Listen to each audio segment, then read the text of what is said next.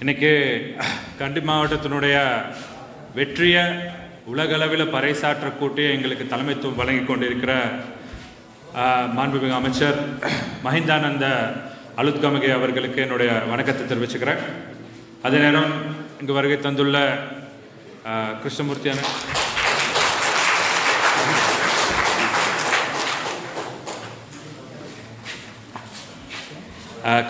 அண்ணன், அதே நேரம் இலங்கை தொழிலாளர் காங்கிரசினுடைய அமைப்பாளர்களான ராஜேந்திரன் அண்ணன், லாரன்ஸ் அண்ணன் உட்பட தலைவர்கள், மாவட்ட தலைவர்கள், நண்பர்கள், எங்கள் எல்லா சொந்தங்களுக்கும் என்னுடைய வணக்கங்கள். நான்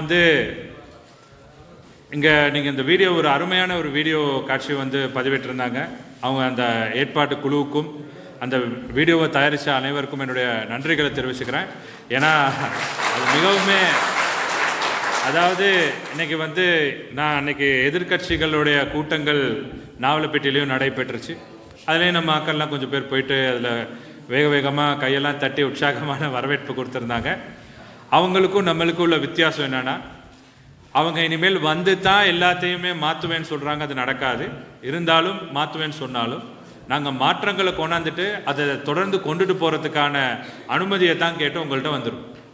இன்றைக்கி இந்த கடியணையில் இந்த மாபெரும் கூட்டம் நடைபெறதுக்கான காரணம், இன்றைக்கி வடகிழக்கில் வாழ்கிற தமிழ் மக்கள், கிழக்கு பகுதியிலையோ கண்டிலையோ கொழும்புலையோ புத்தளம் பகுதியிலையோ வாழ்கிற முஸ்லீம் மக்கள், தெற்கில் வாழ்கிற இல்லாட்டி பொலனர்வு அனுராதபுரத்தில் வாழ்கிற சிங்கள மக்கள் எல்லாருமே ஒருமித்த போக்கா இன்றைய சுயேட்சை வேட்பாளர் ஜனாதிபதி ரணில் விக்ரமசிங்க அவர்களை வெற்றி பெற வைக்கணுன்ற ஒரு மும்முனைவோடு பலர் இன்றைக்கி களத்தில் இறங்கி வேலை செய்கிறாங்க. அதில் இந்த வெற்றியை தீர்மானிக்க போகிற மிகப்பெரிய சக்தியாக இருக்குது இன்றைய மலையக இந்திய வம்சாவளி தமிழ் மக்கள். காலத்துக்கும் எங்கள்கிட்ட இருக்க மிகப்பெரிய குறைகள், எங்களுடைய வாழ்க்கை இதே மாதிரி தான் இருக்குது. ஓட்டு நேரம் எல்லாம் வராங்க, அதுக்கப்புறம் யாரும் எதுவுமே செய்கிறதில்லைன்றது நம்ம எல்லாருக்கிட்டையுமே இருக்கிற ஒரு மிகப்பெரிய குற்றச்சாட்டு. சில நேரம் அந்த குற்றச்சாட்டிற்கான வகைபாகங்கள் எங்கள்கிட்ட இருந்தாலும் இன்றைக்கி நாட்டினுடைய தலைவர்களை தீர்மானிக்க போகிற ஒரு தேர்தலில் நாங்கள் சொல்ல முடியாது ஜனாதிபதி எங்கள் வீட்டில் எதுவுமே செஞ்சு கொடுக்கலன்னு. இன்றைக்கி ஒவ்வொரு வீட்டிலையும் கரண்ட் வேலை செய்கிறதுக்கும், கேஸ் இருக்கிறதுக்கும், தண்ணி இருக்கிறதுக்கும், அவங்களுடைய வாழ்க்கையை கொண்டுட்டு போகிறதுக்கும் மூல கர்த்தாவாக இன்றைக்கி செயல்படுறது ரணில் விக்ரமசிங்க அவர்களன்றதை யாருமே மறுக்க முடியாது. அதனால் அன்பு சொந்தங்களே, இந்த வரலாற்று வெற்றியில் நாவலப்பிட்டிய தொகுதி கௌரவ மஹிந்தானந்த அமைச்சர் அவர்கள் தலைமையில் மாபெரும் வெற்றி அடையுன்றது நீங்கள் எல்லாருமே இங்கே வந்திருக்கிறதுல பறைசாற்றப்படும். ஏன்னா இன்றைக்கி எல்லா கட்சிகளும், இன்றைக்கி இலங்கை தொழிலாளர் காங்கிரஸாக இருக்கட்டும், அமைச்சர் மஹிந்தானந்த அவர்களுடைய கட்சியாக இருக்கட்டும், ஏனைய கட்சிகளாக இருக்கட்டும், ஜேவிபியாக இருக்கட்டும், ஏன்னா நான் கம்போலையில் இன்றைக்கி கண்டியில் இருக்கிற ஜேவிபியுடைய பிரதான அமைப்பாளரே இன்றைக்கி ரணில் விக்ரமசிங்க அவர்களுக்கு ஆதரவு தெரிவித்து வந்துட்டார். எஸ்ஜேபியாக இருக்கட்டும், இன்றைக்கி எல்லா கட்சிகளுமே ஒன்று சேர்ந்து இந்த ரணில் விக்ரமசிங்க அவர்கள்ட்ட வெற்றியை உறுதிப்படுத்துறதுக்கு அவங்க முழு மூச்சாக செயல்படுறாங்க. நான் ரெண்டு விஷயத்தை இங்கே முக்கியமாக உங்களுக்கு கருத்து கொண்டு வரணும். இங்கே இருக்கவங்க, இங்கே நூற்றுக்கணக்கானவங்களுக்கு மேலே இருக்கீங்க, இங்கே இருக்கவங்க மட்டும் இல்லாமல் இன்றைக்கி உங்கள் மூலமாக பலருக்கும் இந்த செய்தியை கொண்டுட்டு போயிட்டு சேர்க்கணுன்றதுக்காகத்தான் நான் இந்த விஷயத்த சொல்கிறேன். எங்களுடைய வாழ்க்கையில் எப்படி மாற்றம் ஏற்படும், ஜனாதிபதிக்கு ஓட்டு போடுறதுனால என் வீட்டில் என்ன மாற்றம் ஏற்படும்ன்ற கேள்வி எல்லாரும் மனசுலையும் இருக்கும். நான் எதிர்கட்சிகளுடைய கூற்றில் இருந்தே வரேன். அண்மையில் நாவலப்பிட்டிய தேர்தல் தொகுதியில் ஒரு கூட்டம் வச்சுருந்தாங்க. அதுக்கு எல்லா எதிர்கட்சியில் சஜபையிலேருந்து எல்லாமே வந்திருந்தாங்க. சஜித் பிரேமதாஸ் அவர்கள் எங்களுடைய மலையக மக்களுடைய சிறுதோட்ட உரிமையாளர்கள் ஆக்குறோம் அப்படின்னு சொல்லியிருந்தாங்க. நான் அவங்கள்ட்ட ஒரு கேள்வி ஒன்று கேட்டிருந்தேன். ரைட், நீங்கள் எல்லாத்துக்கும் காணிகளை பிரித்து கொடுத்துட்டிங்கன்னா நம்ம ஆக்கள் அதில் இருந்து தான் வருமானத்தை எடுக்க போகிறாங்கன்னா அவங்களுக்கு இந்த கவ்வாத்து வெட்டுற காலத்தில் அவங்களுக்கு கிட்டத்தட்ட ஒரு 5-6 மாதம் கொழுந்து இருக்காது. அதுக்கு உங்களுடைய திட்டம் என்னன்னா அதுக்கு ஒரு பதிலும் இல்லை. அதே மாதிரி என்பிபியில் சொன்னாங்க, நாங்கள் தான் புது ஆக்கள், எங்களுக்கு காலாகாலமாக இவங்களுடைய இதுகள் எல்லாம் இல்லாமல் போனனால எங்களுக்கு இந்த வேலைகள்லாம் ஒன்றுமே செய்ய முடியாமல் போச்சு, எங்களுக்கு இதை பண்ணித்தாங்கன்னு கேட்டாங்க. அதுலேயும் அவங்கள்ட்டையும் எந்த விதமான திட்டங்கள் எங்களுடைய மலையக மக்களுக்கு கிடையாது. ஏன்னா 70களில் 80களில் இங்கே இருக்கிற பெரியவங்க அவ்வளோ பேருக்கும் தெரியும் நம்ம எவ்வளோ பெரிய ஒரு சவால்களுக்கும் இனவாதத்துக்கும் அடிப்படைஞ்சிருந்தோம். நம்மளுடைய தமிழாக்கள் பாஸ்போர்ட்டையும் ஐடென்டி கார்டையும் ஒளிய வச்சுட்டு எங்களுடைய இளைஞர்கள் யுவதிகள் பல பேர் பப்ளிக்காக கொலை செய்யப்பட்டு பல இன்னல்களுக்கும் துன்பங்களுக்கும் ஆளானது நம்ம யாருமே மறக்க முடியாது. ஸோ இன்றைக்கு வந்து நல்ல அழகாக பேசி வசை வார்த்தைகள் பாடி வந்து கதைச்சாலும் கூட அவங்களுடைய நோக்கத்தை வந்து மறந்துடக்கூடாது. இன்றைக்கி இலங்கை தொழிலாளர் காங்கிரஸ் இன்றைக்கி பல பேர் எங்கள் மேலே பல விமர்சனங்கள் சொல்லலாம். ஆனால் இன்றைக்கி மக்கள் சார்ந்த அனைத்து விடயங்களுமே நாங்கள் தான் செஞ்சுட்டு வரோம். இன்றைக்கி நாவலப்பிட்டிய தொகுதியில் அமைச்சர் மைந்தானந்த் அவர்களோட சேர்ந்து இன்றைக்கி வந்து வெஸ்டோலில் நாங்கள் 30 வீடு கட்டுறோம், கிரேட்டில் வந்து நாங்கள் 20 வீடு கட்டுறோம். அதே நேரம் இன்றைக்கி வந்து எங்களுடைய மக்களுக்கு வந்து இந்த தனிமை ஒவ்வொரு ஏரியாவில் ஒவ்வொரு வீடுகள் கட்டினா மட்டும் அவங்களுடைய வாழ்க்கை மாறுமான்னு கேட்டால் மாறாது. இதனால தான் நான் சொல்ல வரேன், எங்களுடைய வாழ்க்கையில் அது எப்படி மாற்றமாக வரும்னு கேட்டால் இன்றைக்கி நம்ம பார்ப்போம், இந்த கடியன் நிலையில் கிராம பகுதி இருக்குது. கிராம பகுதிக்கு நடைபெற அபிவிருத்திகள் பெரிதாக எங்கள் பகுதிக்கு தமிழ் மக்கள் வாழ்கிற பகுதிக்கு நடைபெறுறது குறைவு. இன்றைக்கி அத்தனையும் எங்களுடைய நிதி ஒதுக்கீடும் அமைச்சர் மைந்தானந்த் அவர்களுடைய நிதி ஒதுக்கீடும் வந்து இன்றைக்கி வந்திருந்தாலும் கூட அரசாங்கத்தில் வர்ற அனைத்து விஷயங்களுமே அதுக்கு வர்றதான்னு கேட்டால் அது ஒரு கேள்விக்குறியாக தான் இருக்குது. அதனுடைய அடிப்படையை நீங்கள் பார்க்க போனீங்கன்னா நாங்கள் இன்றைக்கி அரச காணிகளில் இருக்கோம். அந்த அரசாங்க காணிகளில் வந்து ஜேஇடிபியோ இல்லாட்டி காவத்த பிளான்டேஷனோ குத்தகையில் இருக்காங்க. நாங்கள் ஒரு மரம் வெட்டணுன்னாலும் அதுக்கு ஒரு காம்பவுண்ட் கட்டணுன்னாலும் ஏதாவது மாற்றம் கொண்டு வரணுன்னாலும் நாங்கள் அவங்கள்ட்ட கேட்க வேண்டியதாக இருக்குது. அதனால தான் நாங்கள் ஜனாதிபதி ரணில் விக்ரமசிங்க அவர்களுக்கு கிட்ட கோரிக்கை வச்சோம், எங்களுக்குன்னு ஒரு சுய நிர்ணயம் உள்ள சுயாட்சி ஒன்று எங்களுக்கு தேவைப்படுது. அதனால தான் நாங்கள் வந்து அவங்கள்ட்ட கேட்டிருந்தோம், எங்களுக்குன்னு கிராமோதயத்தை உருவாக்குங்க. அப்படி கிராமங்கள்னோட ஒரு 10 வீடு கட்டி அதுக்கு கிராமம்னு பேர் வைக்கிறது கிராமம் கிடையாது. உங்களுடைய வழிபாடு ஸ்தலங்கள், உங்களுடைய கோவில்கள், உங்களுடைய தகன சாலைகள், உங்களுடைய ஆஸ்பத்திரி, உங்களுடைய மைதானம், நீங்கள் விவசாயம் செய்கிற இடம், உங்களுடைய வீடு, லைன் வீடுகள் இருந்தால் லைன் வீடுகள், அந்த லைன் வீட்டில் வாழ்கிறவங்களுக்கு 10 பர்ச்சஸ் காணின்னு சொல்லி அவங்களுக்கு ஒதுக்கீடு செய்யப்பட்ட இடங்கள் எல்லாத்தையுமே அளவீடு செய்து அதை ஒரு கிராமமாக டிவிஷனல் செக்ரட்டேரியட்டில் ரெஜிஸ்டர் பண்ணுறது தான் கிராமோதயம். இந்த கிராமோதயத்தை வந்து எத்தனையோ பேர் வந்து மறுத்திருந்தாலும், இனவாதத்தை கத்தி எங்கள் மக்களுக்கு அது கிடைக்கக்கூடாதுன்னு சொல்லியிருந்தாலும், இன்றைக்கி ஜனாதிபதி ரணில் விக்ரமசிங்க அவர்கள் எங்களுடைய கோரிக்கைக்கு அமைவாக அதை வழங்குறதுக்கு அனைத்து விதமான நடவடிக்கைகளையும் மேற்கொண்டிருக்காருன்றதை நான் இங்கே பதிவு பண்ண விரும்புகிறேன். ஆகவே ஒரு முக்கியமான ஒரு சந்திஸ்தானத்தில் நாங்கள் எல்லாருமே இருக்கோம். நாம் மற்றவங்களுடைய நம்ம அம்மா மாதிரிலாம் வளமையாக சொல்கிறது, இவனை அரசியலில் வந்தாலே போய்க்கு சொல்லிட்டு போவானுங்க, 5 வருஷத்துக்கு அப்புறம் தான் வருவானுங்கன்னு. ஆனால் இந்த தொகுதியில் எந்த நேர்வுமே மைந்தானந்த அமைச்சர்கள் இருக்காங்க. அதே நேரம் அவர்களுடைய கிருஷ்ணமூர்த்தி அண்ணனாக இருக்கட்டும், இங்கே இருக்க அனைத்து பிரதிநிதிகளுமே இங்கே உங்களுடைய ஊர்லேயே இருக்காங்க. இலங்கை தொழிலாளர் காங்கிரஸை பொறுத்த வரைக்கும் தொழிற்சங்க ரீதியிலும் சரி, அரசியல் ரீதியிலும் சரி, எங்களுடைய அமைப்பாளர்களும் எங்களுடைய செயற்பாட்டாளர்களும் இந்த நேரம் உங்களுடைய தொடர்பில் இருக்காங்க. நாங்கள் இந்த வளமையாக வந்துட்டு போகிற மாதிரி இந்த சீசனுக்கு வந்துட்டு போகிறவங்க ஆளுங்க கிடையாது.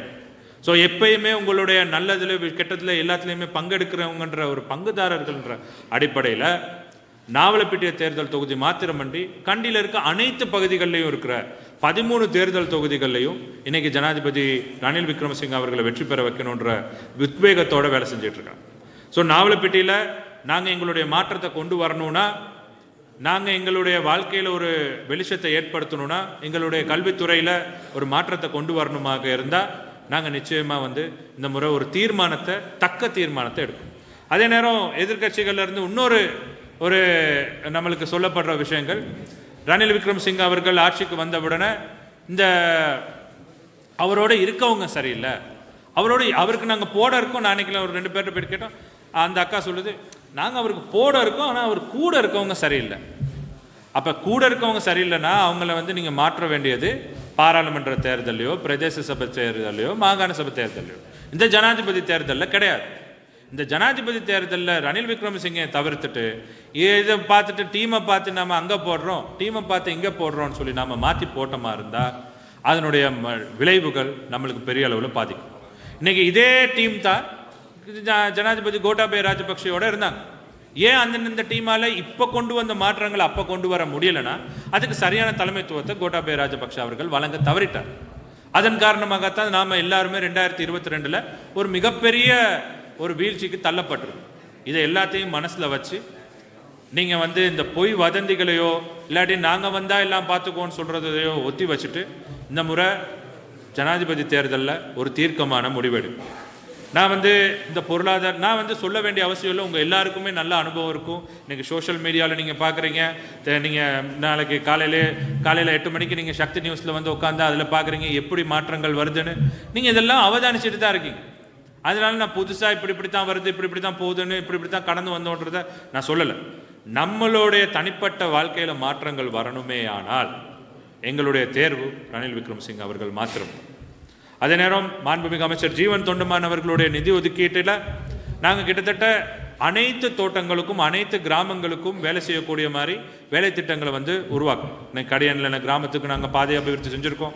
அதே நேரம் தோட்டங்களுக்கு நாங்கள் கோயில்களுக்கும் அதே நேரம் ஏனைய வீடமைப்பு திட்டங்களையும் அபிவிருத்தி செய்கிறதுல வேலை செஞ்சுருக்கோம். அதே நேரம் கடையனில் ஸ்கூலில் நாங்கள் வந்து இங்கிலீஷ் லாங்குவேஜ் ட்ரைனிங் ஆரம்பிச்சிருக்கோம். இங்கே இருக்க அனைத்து பாடசாலை கணிதம் விஞ்ஞானம் மேத்ஸ் சயின்ஸ் எல்லா எல்லா எல்லா துறையில் இருக்க இங்கிலீஷு எல்லா துறையில் இருக்க ஆசிரியர்களுக்கும் வந்து இந்தியாவிலேருந்து வளவாளர்களை கொண்டு நாங்கள் அவங்களுக்கு ட்ரைனிங் கொடுத்துக்கிட்டு இருக்கோம். ஸோ இந்த மாதிரி திட்டங்கள் எங்களுடைய எதிர்கால சந்ததியினரை அபிவிருத்தி பண்ணுறதுக்கான பல வேலை திட்டங்களை நாங்கள் முன்னெடுத்துக்கிட்டு தான் இருக்கோம். இது எல்லாருமே சாத்தியப்படும் நம்மளுக்கு சரியான ஒரு நாடு இருந்தால் மாத்திரம்தான். கௌரவ மைந்தானந்த அமைச்சர்களை பற்றி நான் ஒரே ஒரு வார்த்தை சொல்லி ஆகணும். இன்றைக்கி அமைச்சர் அவர்கள் நான் இன்றைக்கி ஆரம்பத்தில் 2020-21 பாராளுமன்ற தேர்தல் கேட்குற நேரம் எனக்கு வந்து இங்கே பெருசாக யாரையுமே தெரியாது. நான் தேர்தல் கேட்குறோன்னு அமைச்சர் ஜீவன் தொண்டமான் அவர்களும் முன்னாள் எங்கள் மாபெரும் தலைவர் ஆறுமுகன் தொண்டமான் ஐயா அவர்களும் என்னை வந்து கண்டி மாவட்டத்துக்கு தெரிவு செய்து போட்டிருந்த நேரம் எனக்கு வந்து இங்கே யார்கிட்ட கதைக்கணும் எங்கே போகணும் எப்படின்றது எதுவுமே தெரியாது. ஆனால் எங்களை போன்று வளர்ந்து வர தலைமைகள் தான் இங்கே எல்லாமே இருக்காங்க.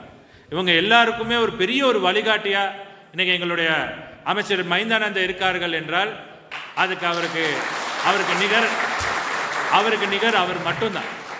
ஏன்னா இன்னைக்கு நான் அவர்கிட்ட இருந்து நிறைய விஷயம் படிச்சுக்குவேன். காலையில் 5 மணி 6 மணிக்கெல்லாம் அவர் எந்திரிச்சிருவார். நாங்கள் அப்புறம் தான் எந்திரிக்கணும்னு யோசிக்கிற நேரம் ரெடியானு கால் பண்ணி கேட்பார்.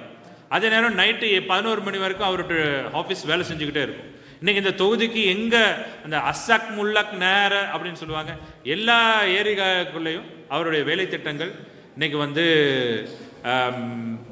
சென்று கிடச்சிருக்கு. ஸோ அவரை பல பேர் விமர்சனம் செஞ்சாலும் இங்கே நாவலப்பேட்டையில் இருக்கவங்க அவர் வந்து அவர் குடும்பத்தில் ஒரு அங்கத்தவராக தான் அவங்க பார்க்குறாங்க. அதனால் அவருடைய வெற்றி எப்பயுமே ஒரு நிரந்தர வெற்றியாக நாவலப்பேட்டையிலையும் கண்டி மாவட்டத்திலையும் இருக்குன்றது நம்ம யாராலையுமே மறுக்க முடியும்.